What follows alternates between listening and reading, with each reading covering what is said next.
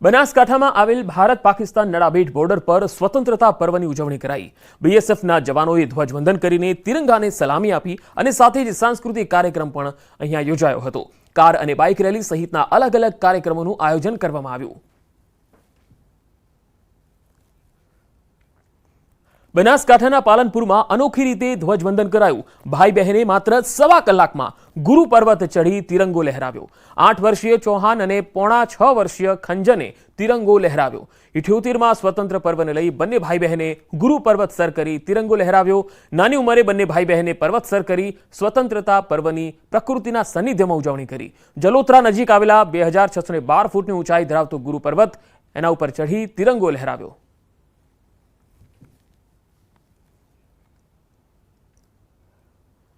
Statue of unity અને Sardar Sarovar Narmada dam પર સ્વતંત્રતા પર્વની હર્ષોલ્લાસ સાથે ઉજવણી કરાઈ, જેમાં મોટી સંખ્યામાં અધિકારીઓ અને કર્મચારીઓ પણ જોડાયા। એકતાનગરમાં સ્ટેચ્યુ ઓફ યુનિટીના સીઈઓ ઉદિત અગ્રવાલે તિરંગો ફરકાવ્યો અને રાષ્ટ્રધ્વજને સલામી આપી। અહીંયા સાંસ્કૃતિક કાર્યક્રમોનું પણ આયોજન કરાયું। ઉદિત અગ્રવાલે આ પ્રસંગે प्रवासियों स्टेच्यू ऑफ यूनिटी आवा माटे आमंत्रण आप्યું। इस समय स्टैच्यू ऑफ यूनिटी एरिया के अंदर बहुत ही सुंदर वातावरण हो रहा है।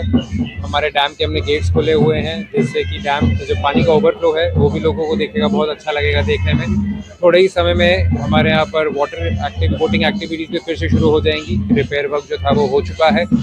एक बहुत ही अच्छा मौका है कि टूरिस्ट इस समय स्टैच्यू ऑफ यूनिटी एरिया में आए। मैं सभी को आमंत्रित करता हूँ।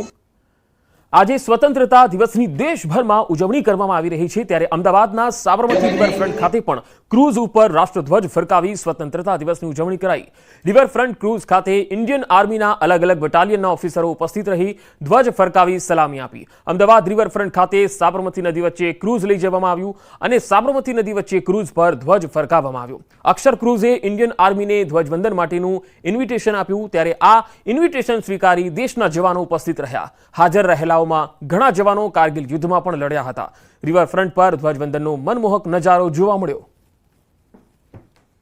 આપણે જે બધું છીએ આટલી ભારત દેશ આગળ વધી રહ્યો છે ઇન્ડિયન આર્મીના લીધે છે, તો અમે એમને ઇન્વાઇટ કર્યા હતા। એમના હાથે મેજર જોશીકર હોય છે, એમના હાથે આપણે ફ્લેગ હોસ્ટિંગ કરાવવાનું નક્કી કર્યું હતું અને એમણે આપણું પ્રપોઝલ એક્સેપ્ટ કર્યું અને ઉદ્દેશ્ય કર્યો, તો એ લોકો એટલા ખુશ થયા છે એમણે। સમગ્ર દેશમાં 78માં સ્વાતંત્ર્ય દિવસની ઉજવણી કરવામાં આવી રહી છે, ત્યારે અમદાવાદમાં ગુજરાત કોંગ્રેસ દ્વારા આઝાદીના પર્વની ઉજવણી કરવામાં આવી હતી। ગુજરાત કોંગ્રેસ પ્રમુખ શક્તિસિંહ ગોહિલ સહિતના નેતાઓ ઉપસ્થિત રહ્યા, ત્યારે શક્તિસિંહ ગોહિલે સ્વતંત્રતા દિવસની શુભકામના આપી અને જણાવ્યું કે આપણા માટે સૌથી મોટો અને રાષ્ટ્રીય તહેવાર એટલે સ્વાતંત્ર્ય પર્વ। આ સાથે તેમણે કહ્યું કે ગાંધી, સરદાર આંબેડકર, નહેરુ સહિતના નેતાઓનો ઇતિહાસ સ્વર્ણ અક્ષરે લખાયો છે।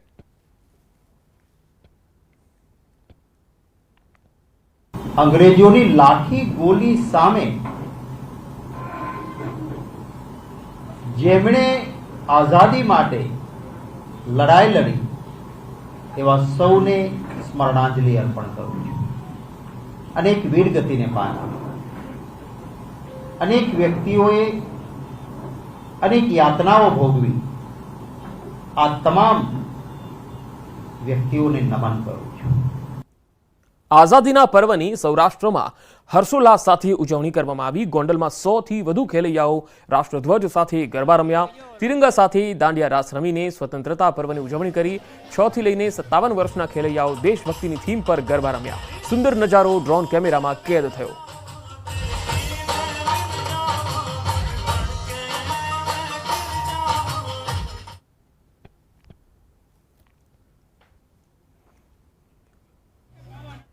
દેશભરમાં 78માં સ્વતંત્રતા પર્વની ઉત્સાહભેર ઉજવણી કરવામાં આવી રહી છે, ત્યારે પોરબંદરમાં પણ શ્રી રામ સી સ્વિમિંગ ક્લબના સભ્યો દ્વારા મધદરિયે ધ્વજવંદન કરી આ રાષ્ટ્રીય પર્વની અનોખી ઉજવણી થઈ। પોરબંદરમાં આ ક્લબના સભ્યો દ્વારા છેલ્લા ઘણા વર્ષોથી મધદરિયે ધ્વજવંદન કરવામાં આવે છે, ત્યારે આ વર્ષે પણ મધદરિયે ધ્વજવંદન કરી સ્વતંત્રતા પર્વની ઉજવણી કરાઈ। તોફાની દરિયો છે તો પણ આપણા સાહસિક તરવૈયાઓ અંદર જઈ અને ધ્વજવંદન કરે છે। સાહસિકતા કેળવાય એ ખાસ મુખ્યત્વે એનો હેતુ છે અને સ્વસ્થતા જળવાઈ રહે એ માટે અમે રાઉન્ડ ધ યર સ્વિમિંગ કરતા રહીએ છીએ, તેથી જ આ રીતના અમે આવા પાણીમાં પણ અંદર જઈ શકીએ છીએ। આઝાદીના પર્વની દેશભરમાં ઉજવણી કરવામાં આવી રહી છે ત્યારે જામનગરમાં લાલવાડી વિસ્તારમાં 78માં સ્વતંત્રતા પર્વની ઉજવણી થઈ। રિલાયન્સ દ્વારા બનાવેલી નગર પ્રાથમિક શિક્ષણ સમિતિની સ્કૂલ ખાતે ભવ્ય ઉજવણી થઈ હતી। 78માં સ્વતંત્રતા દિવસ નિમિત્તે શહેરી કક્ષાનો ધ્વજવંદન કાર્યક્રમ યોજાયો હતો, જ્યારે મેયર વિનોદભાઈ ખીમસુરિયાએ ધ્વજવંદન કર્યું। આ પ્રસંગે ધારાસભ્ય દિવ્યેશ અકબરી, રીવાબા જાડેજા ઉપરાંત અગ્રણીઓ ઉપસ્થિત રહ્યા હતા।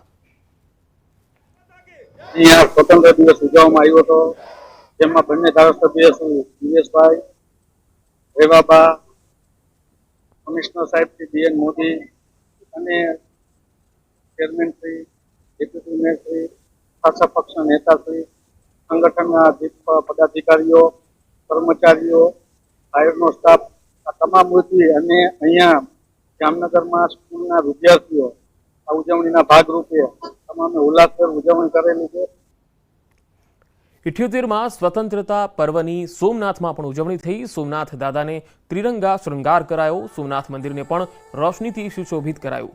સોમનાથમાં ધર્મ ભક્તિ અને રાષ્ટ્રભક્તિનો અનોખો સંયોગ જોવા મળ્યો। સોમનાથ મંદિરના ટ્રસ્ટી જેડી પરમારે રાષ્ટ્રધ્વજનું વંદન કર્યું।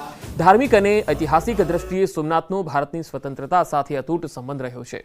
સ્વતંત્રતાની સાથે જ સોમનાથના પુનઃનિર્માણના બીજ પણ રોપાયા હતા અને આજે સોમનાથની ધ્વજા આકાશમાં ફરકી રહી છે।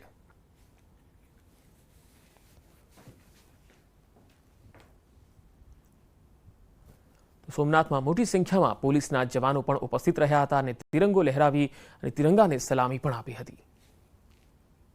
પાટણના સાંતલપુર તાલુકાની લખાપુરા પ્રાથમિક શાળામાં બાલ સાંસદ ચૂંટણીનું આયોજન કરાયું। બાળકોને ગમ્મત સાથે લોકશાહીનું જ્ઞાન પીરસવાનો અનોખો પ્રયત્ન થયો। બાલ સાંસદ ચૂંટણીમાં 8 બાળકો ઉમેદવાર બન્યા અને તેમને અલગ અલગ ચૂંટણી ચિહ્ન પણ આપવામાં આવ્યા। શાળામાં બાલ સાંસદ ચૂંટણીમાં ચૂંટણીલક્ષી તમામ સુવિધાઓ ઉપલબ્ધ કરાઈ। ઉમેદવાર, એજન્ટ, પોલિંગ સ્ટાફ, ચૂંટણી અધિકારી, પોલીસ સ્ટાફ સહિત તમામ પાત્ર બાળકોએ અહીંયા બજાવ્યા હતા। વોટ માટે ડિજિટલ ઈવીએમ એપનો પણ ઉપયોગ કરી તેમાં મતદાન પણ કરાયું। મતદાન બાદ વિજેતા ઉમેદવારો પણ જાહેર કરાયા। આમ બાળકોને લોકશાહીની ચૂંટણી પ્રક્રિયા અંગે માહિતી અપાઈ। તો બીજી તરફ આઝાદીના પર્વની ઉજવણી દ્વારકામાં અનોખી રીતે કરાઈ। બરડાના ડુંગરમાં તિરંગો લહેરાવાયો। દ્વારકા પોલીસના જવાનોએ પ્રકૃતિની ગોદમાં ઊંચે ડુંગર પર તિરંગો લહેરાવ્યો હતો। બરડા ડુંગર વિસ્તારના નેસના માલધારીઓ અને પોલીસ જવાનોએ સાથે મળીને તિરંગા યાત્રા યોજી। બરડા ડુંગરની કઠિન કેડીઓને પાર કરી 2090 ફૂટની ઊંચાઈએ આભાપરા ટેકરી પર તિરંગો લહેરાવ્યો। મુખ્યમંત્રી ભૂપેન્દ્ર પટેલે પણ આ અભિયાનની ટ્વીટ કરી સરાહના કરી હતી।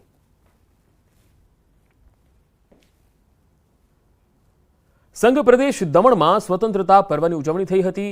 પ્રદેશના પ્રશાસક પ્રફુલભાઈ પટેલે તિરંગો લહેરાવીને સલામી આપી। શાનદાર પરેડની સલામી ઝીલી। સાંસદ ઉમેશ પટેલ, સ્વતંત્રતા સેનાની ઉચ્ચ અધિકારીઓ અને રાજકીય સામાજિક હસ્તીઓ પણ કાર્યક્રમમાં ઉપસ્થિત રહી। પ્રફુલ પટેલે સંઘ પ્રદેશની જનતાને શુભકામના પાઠવી।